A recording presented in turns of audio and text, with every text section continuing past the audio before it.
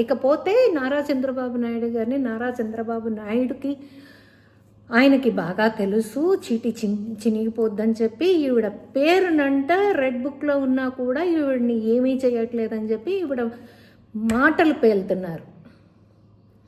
అమ్మా రోజా సెలవమణి గారు, మీరు తప్పు చేశారో తప్పు చేయలేరో మీ ఆత్మసాక్షికి తెలుసు, మీ దొంగల ముఠా బ్యాచ్కి తెలుసు అనేది అందరికీ తెలుసు. మీ జగన్మోహన్ రెడ్డికి, మీ పేటీఎం బ్యాచ్కి మొత్తానికి తెలుసు.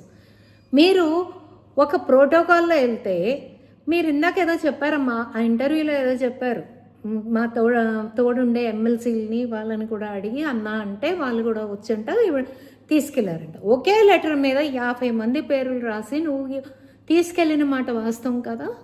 6 పర్మిషన్ ఉన్న బ్రేక్ దర్శనానికి 6 మాత్రమే తమరు ఉన్నా కూడా 6 నుంచి 9 మంది వరకు తీసుకువెళ్ళచ్చు.